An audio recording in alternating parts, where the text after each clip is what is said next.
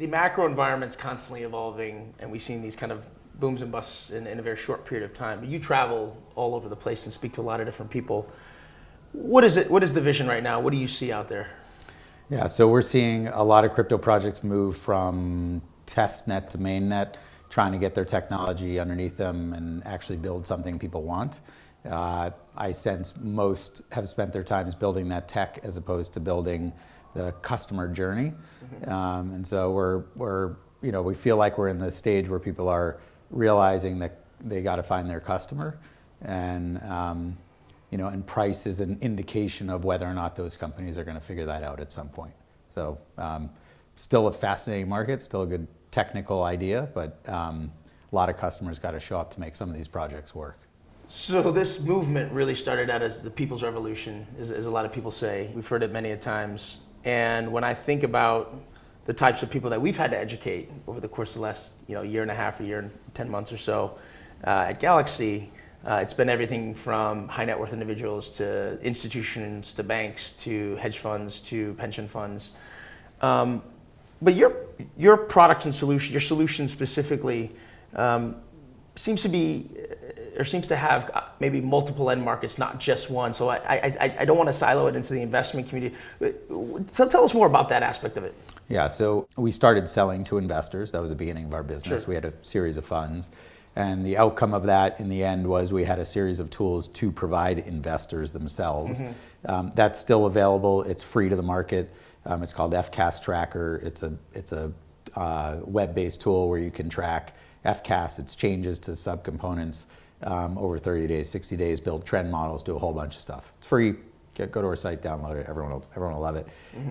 What we found while doing that, though, was that the projects themselves were, the blockchain's an opaque system, and they're building in it, and there's things they can't see. They don't know who their customer is, so they might have they want to know what their FCAS rating is because of how we do it next to everyone else. Then they come in and they say, well, wait a second, can you tell us what are our customers doing?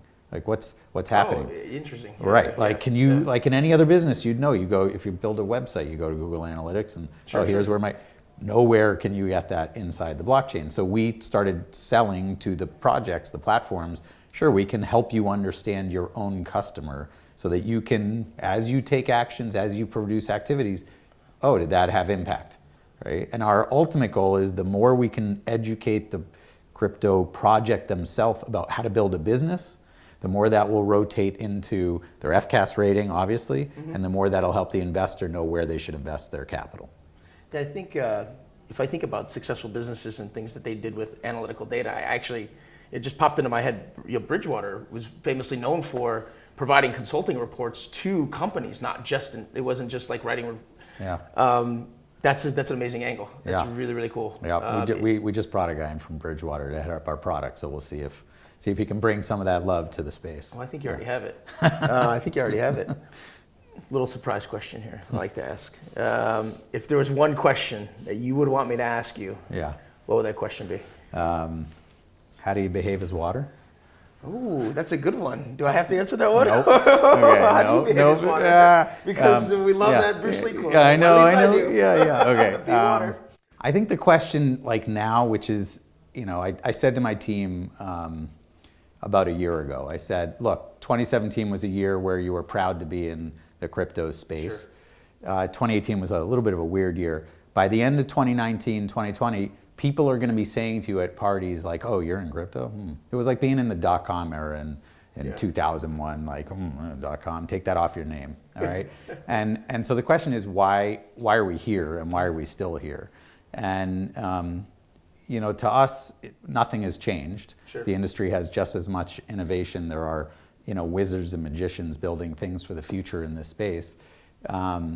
It's gotten even more interesting to try to help these organizations define a real business, as opposed to I'm gonna launch an ICO or something and raise a bunch of capital. Like they're getting to the heart of the matter. And so for us, like why are we still here? Because this has now become it's not going away, and it's become even more important to actually help these organizations start to become real companies. So not as fun as what is water, but I mean, I like to, Eddie Bave is water. My father beat that into me, the philosophical approach on life. What is judo the mat. answer? What's the answer? You know what is the answer? To be water? Listen, I like to think that we can also be undefined, meaning we don't know what we have yet.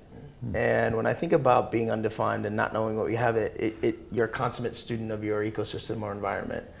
And a lot of people in this world like to have conclusion. And to be honest, that's not what this is. I'm not sure we can say that. And if anybody's trying to define it exactly at that, I think they're missing the whole point of this revolution. So I like that. Yeah, that's a good. Yeah. You want to add that That's answer a question. back? Yeah. I'm going to use your answer. That's fine. Yeah.